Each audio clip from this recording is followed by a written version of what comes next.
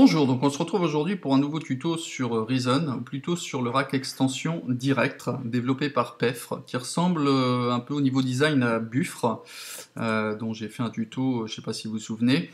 Il se présente comme ceci. Il est au prix de 12 € pour offre de lancement pour les 1000 premiers abonnés, en fait les 1000 premiers licenciés. Après, il deviendra au prix de 25 €.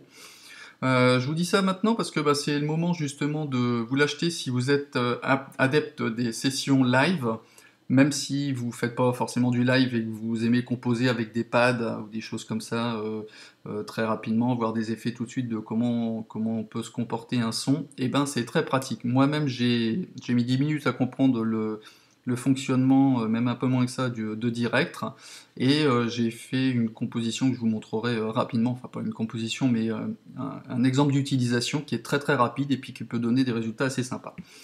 Bon, rentrons tout de suite dans le vif du sujet. Alors, avant tout, on va créer donc dans Utilitaire le Direct. Vous allez créer également un canal mix sur lequel il sera associé. Donc on va prendre la sortie de Direct qu'on va mettre dans l'entrée du canal mix, histoire d'avoir en fait de contrôler le volume général de Direct avec un curseur avec deux volumes. Derrière, au niveau de la présentation, on a des entrées audio, c'est-à-dire qui pourraient provenir d'instruments MIDI, puisque à chaque instrument MIDI, on a une sortie audio qui arrive dans le mixeur, au nombre de 8. À l'inverse, on peut avoir des sorties, des switches. Donc ici, nous, ce qu'on fait, c'est on va utiliser le module dans sa fonction initiale, c'est-à-dire de sortie. La sortie générale du son va arriver dans notre canal mix pour gérer tous les instruments qu'on va brancher ou toutes les pistes audio qu'on va affecter dans le direct in. On a une possibilité, ça je ne vais pas rentrer dans le détail, mais bon, d'utiliser des sorties CV qu'on peut utiliser bien sûr sur des EV ou sur d'autres instruments, mais bon, je vais m'attarder à l'essentiel de ce module-là. Alors ici, comment ça se passe? Donc on a, alors je vais monter un peu ici comme ça, on a des canaux 1 à 8 qu'on va, en cliquant dessus, activer ou désactiver, qui vont permettre de faire entrer le signal audio ou non, tout simplement. Ici, on a la possibilité par rapport au signal entrant de le quantifier, la mesure, bit, etc., etc. Vous avez des commutateurs A et B, qui correspondent à quoi? Au fondu enchaîné du sélecteur. C'est-à-dire si votre sélecteur est branché sur le A, connecté sur le A, ici vous voyez qu'on a un X-Fade qui va permettre une transition de A à B, ou de A à A, ou de B vers B, ou l'inverse, avec multiples possibilités. Ici on va pouvoir régler de 0 millisecondes à 6 secondes le comportement de fondu du sélecteur, c'est-à-dire s'il est sur A, le signal donc audio activé, quand je le désactive, si par exemple je le mets à 6 secondes, à chaque fois que je vais cliquer dessus pour l'activer, il va mettre 6 secondes avant d'arriver, progressivement, et si je le clique pour le désactiver, il va mettre 6 secondes avant de disparaître. Si le second je le mets sur le B, ici il est à 0, dès que je vais cliquer sur le B, il va s'enclencher tout de suite, dès que je vais éteindre, désactiver le B, il va se désactiver tout de suite. Si je le mets ici au milieu, à peu près à 3 secondes, pareil, il va faire une fondue d'entrée à 3 secondes et une sortie à 3 secondes. Donc on peut multiplier les possibilités d'activation ou de désactivation de ces signaux audio. Ici, donc, on va pouvoir régler le gain général, et ici, sur chacun des modules, tout simplement. On va prendre un exemple. Je vais créer par exemple un Dr Octorex. Je vais en recréer un deuxième d'ailleurs, juste pour donner l'exemple. Alors, soit effectivement vous pourrez créer vos instruments sans qu'il y ait de canaux affiliés, et chacun des modules, vous les connectez les sorties directement dedans. Maintenant, après, rien ne vous empêche de prendre la sortie du canal mix et de le mettre dedans. C'est pareil. Hop. Là, j'ai la sortie du canal mix dedans. Rien ne m'empêche, j'aurais pu créer en appuyant sur Shift un module et prendre la sortie et le mettre directement dans le direct in. Bref, pour l'instant je fais comme ça. Donc on a deux fois le même son, donc on va le changer. Ici j'active la lecture du 1.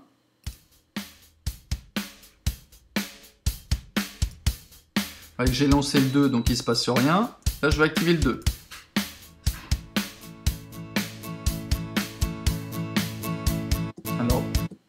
voyez qu'il est arrivé tout doucement. Pourquoi? Parce que ici je suis à 6 secondes. Ça veut dire que quand j'active, là je vais désactiver le deuxième, je vais mettre le premier. Dès que je vais faire lecture, il va mettre 6 secondes avant d'entrer. Enfin, sauf pour la première lecture, puisqu'on parle bien d'une transition. Là par exemple, le deuxième, c'est-à-dire ici, la guitare, elle est sur A. Dès que je vais l'activer, elle va mettre 6 secondes de fondu enchaîné. Je mets les deux en lecture, avec le premier enclenché.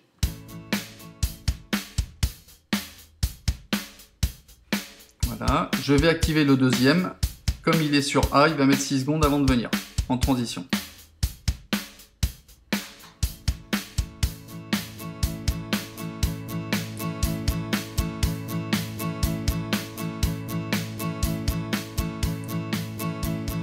Vous voyez, j'ai désactivé le premier. Il a mis 6 secondes avant de repartir. Maintenant, on peut dire, par exemple, le premier, je le laisse à 6 secondes. Le deuxième, je vais le mettre sur B. Lui, je vais mettre une transition à 3 secondes, à la moitié.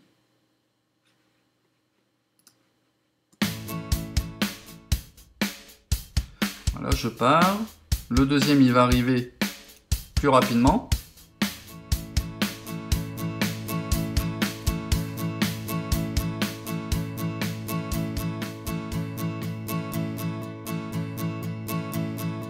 Voilà. Donc c'est très simple d'utilisation. On peut régler si effectivement, parce que l'avantage c'est qu'on peut prendre par exemple le même instrument, l'affecter sur plusieurs entrées et affecter un son particulier, un effet particulier sur... On peut charger en gros par exemple 4 fois ou 8 fois la même piste et affecter sur chacune des pistes un effet différent. Je vais vous en donner un exemple tout de suite qui sera beaucoup plus parlant.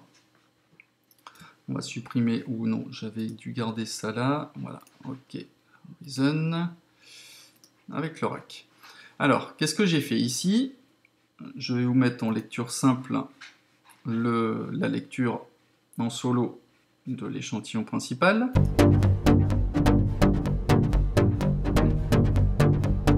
Voilà, que j'ai dupliqué 4 fois. Donc on a le même signal. Alors vous pouvez tout sélectionner d'ailleurs. Shift, vous sélectionnez tout et vous appuyez sur Alt, clic, ça vous déroule tout vos modules. Alors qu'est-ce que j'ai fait? Donc sur la piste 1, j'ai rien mis. Sur la piste 2, qu'est-ce que j'ai fait? J'ai inséré un alligator, ici. Sur la piste 3, j'ai mis un Scream 4 avec un contrôleur d'enveloppe. Sur la 4, j'ai mis un pulvériseur. Et après, donc sur le 5 et le 6, j'ai mis donc une rythmique avec des bongos. On verra ça ensuite. Au niveau du câblage, comment je m'y suis pris? Je retourne, ça paraît un peu fouillis. En fait, chacune de mes pistes audio, je les ai routées. La première ici, la deuxième là, la troisième sur le 3, la quatrième sur le 4. Après, mon docteur Octorex, lui, je l'ai ici, je l'ai sorti, donc il est mis sur le 5. Et la sortie générale de deuxième Octorex sur le 6. Ici, comme on peut le voir, juste là, d'accord? Voilà. Alors, qu'est-ce que j'ai fait? C'est déjà, j'ai assigné à mes contrôleurs ces pads. Comment j'ai fait? Clic droit, on va assigner... Alors moi je l'ai déjà fait, donc assigner les canaux de substitution. Moi j'ai un M audio, j'ai appuyé sur mon pad, hop, le premier, il est sur C1. Le deuxième, il est sur C dièse 1, etc., etc. Ce qui fait que, à chaque fois que je vais appuyer sur un de mes contrôleurs pad, ça peut être une des touches de votre clavier d'ordinateur ou une des touches du clavier MIDI aussi. Moi je l'ai mis parce que sur mon M audio j'ai 8 pads. Pour les déclenchements c'est plus sympa. Donc voilà, je vais enlever le solo et je vais vous montrer donc ce que ça peut donner. On va dérouler pour vous montrer ici les effets. Donc là, je ne vous le fais pas parce qu'il n'y a rien. Sur la piste 2, j'ai un alligator. Sur la piste 3, on est d'accord, c'est 4 fois la même piste. Sur la piste 3, j'ai un scream avec un contrôleur d'enveloppe. Et sur le 4, un pulvériseur. Alors, on va déclencher le tout. C'est parti. Donc on est d'accord, tout est lu en même temps. Sauf que Il y en a 3 de commutés pour l'instant, il n'y a que la première piste principale qui sera lue. J'ai affecté donc 0 millisecondes, 0 millisecondes hein, sur chacun, juste pour faire une démonstration. C'est parti.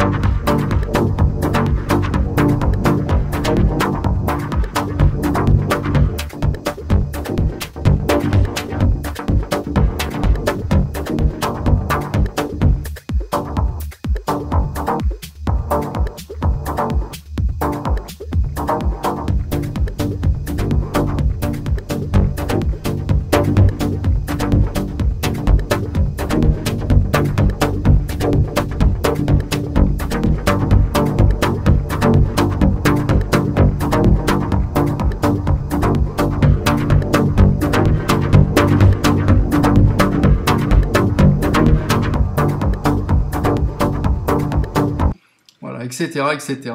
Donc vous vous rendez bien compte que déjà avec la même piste, enfin 4 pistes avec la même source audio, vous affectez des effets donc différents et vous jouez avec vos déclenchements ou désenclenchements si je puis dire, enfin l'arrêt de vos pads. On peut avoir des trucs assez sympas. Là j'ai juste la même piste sur les 4 pads. Et ici, juste deux parties rythmiques. Et là, je fais que jouer alternativement avec mes pads. Donc, on peut avoir un résultat. J'ai fait ça même pas en 10 minutes. Hein. Donc, voilà. Bon, bah, j'espère que ça vous donnera envie de l'utiliser, notamment pour les utilisateurs de musique en live hein, ou pour les DJ. Je pense que c'est ce qui manquait à Reason. Donc là, bah, maintenant, c'est chose faite. Donc, bah, profitez-en, c'est que 12 €. Et bien, je vais vous laisser. Je vous dis à bientôt pour de nouveaux tutos. Allez, ciao!